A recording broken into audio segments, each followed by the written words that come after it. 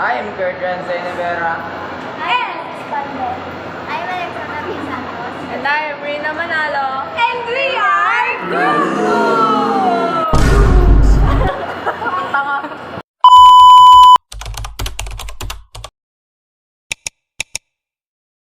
Ano pong name nyo and ilang taon na po kayo?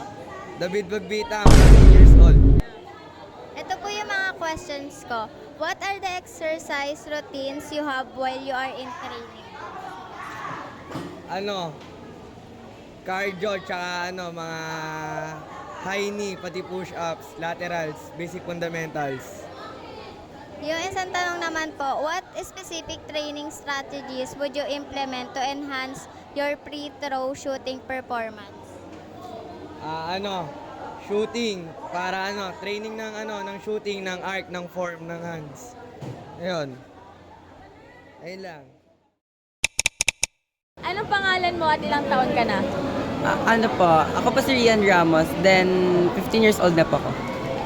So, what specific training strategies would you implement to enhance your free spiking and serving performance? First po kasi, sabi po ng coach namin is, unang-una, kailangan namin mag-jog for 30 minutes. Kasi nakakatulong yung jogging para mapalabas yung pawis namin, para maboost yung energy namin. Then second, kailangan namin mag-stretching simula ulo hanggang paa. Kasi yun yung mag-aano ng muscle namin, parang gigising ng muscle namin. Yun po. Sa second question, Rian, how would you encourage your fellow student to enhance in physical training before, during, and after your exercise? Siyempre una, sabihin ko sa kanila kung ano yung matutulong ng stretching sa paglalaro namin. Siyempre kung may connect ba yung pag-stretching, kung ano yung connect ng pag-stretching sa bago at matapos yung bago maglaro ng volleyball, then after ng volleyball. Siyempre una, kailangan natin mag-jogging para, yun nga yung sabi ko, para mapalabas yung pawis at saka ma-boost yung energy. Then, pangalawa naman, kailangan mag-stretching para yung muscle natin magising, para meron tayong sapat na lakas para sa pre-spiking, then para maging consistent naman yung service natin. Salamat, Ate Rian. Anong pangalan mo, kuya? Tapos ilang taon ka na? James Jacinto, 17. So, yung tanong ko sa'yo, kuya. What specific training strategies would you implement to enhance your free throw performance? So, about smashing, usually more on lang kami. More on coordination and yung precise ng palo. Tapos, yun, focus lang sa power. Ito, kuya, pangalawa. Would you encourage your fellow student to engage in physical training before, during, and after your exercise? So, actually kasi, badminton is physically, talaga siya. So, physically attendant talaga siya na sport. So, kahit di ka na mag-workout, kasi whole body naman yung natatarget ng badminton. So, mas kung mag-workout ka man, mas less, mas time consuming kasi. So, mag-badminton ka na lang kasi from head to toe kasi yung impact ng badminton. Hello, ate! Ano ang pangalan mo at ilang taon ka na? What's up, mga Marians? I am... Wait lang!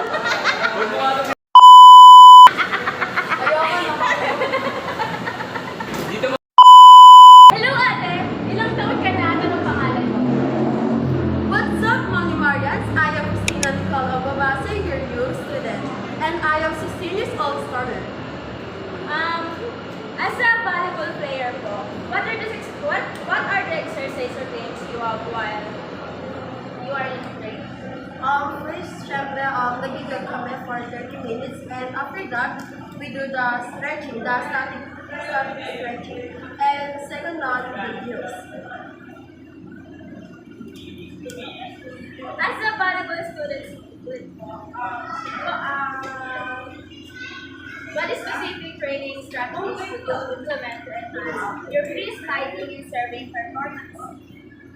Syempre, may mga iba't iba kasi ginagawa para sa mga free spiking, siguro na kasabi sa spiking, like free spiking, gano'n. And yung parang baseball na ball, yun yung ginagamit namin pang paglakas dito sa mamaya. Ayun, sa third question natin, how would you encourage your fellow student to enhance in physical training before, during, and after your exercises? I will encourage my fellow Montessorians.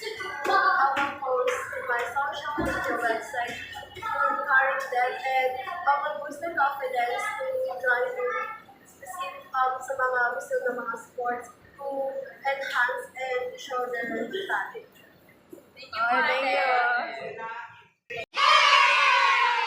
So, please introduce yourself first. Hello, Ma'am Hanan. I'm Ira J. Spura. Hello, Ma'am Hanan. I am Kurt Rense Nevera. So, ang first question natin is, ano-ano yung mga challenges na nakita nyo habang ginagawa yung activity na to, which is yung nag-interview tayo ng mga athletes? Mahirap po maghanap ng mga i-interview namin kasi po naghahagilap pa po kami. Yung iba may ginagawa din po. Kaya po, challenging po kami kasi naghahanap po kami sa court, which is may ginagawa din po yung iba.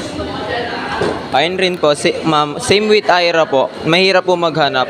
Pero pag naka-interview naman po kami, ma'am, maano rin naman po sila. Parang ang comfy po nila, Ayun lang po, ma'am. Okay, for question number 2, we're here with Miyuki Sasaki. I'm Rian Lusanto. and the question is, sa tingin nyo, paano nakakatulong yung mga trainings nila for their trainings ng mga athletes sa mga mental and physical health? Paano nakakatulong yun? Mental and physical health. In terms po sa physical health, lalo na po... Wala na. So, ikakat mo? In terms po sa physical health, na-enhance nila yung like, kaya nila ginagawa yung training na yon is para ma-enhance or ma-develop yung kanilang kakayahan. Like, sa basketball, kaya sila tumatakbo kasi sa sport na basketball, kailangan nilang tumakbo. Ayun. Yes, tama po yung sinabi niyo. Hindi naman po sa volleyball. Kaya po nila ginagawa yung ganong training para po ma-stretch yung katawan nila dahil sa pagtatalon at sa pag-spike gaya ng pag-ano ng bola. Dumaan po yung crush niya. Ang pogi niya. Okay, for question number 3, eto si... Lexi Santos, Princess Bando. And yung question number 3 natin is, ano-ano yung mga exercises na natakal nyo sa interview natin with the athletes and ano yung importance niya? Yung sa cardio exercise, and yung importance nito is nakakatulong siya para lumakas yung endurance ng isang player. Sa stretching, nakakatulong ito para hindi mabigla yung katawan ng mga players. Okay, thank you. Thank you for watching, Ma'am Hanan.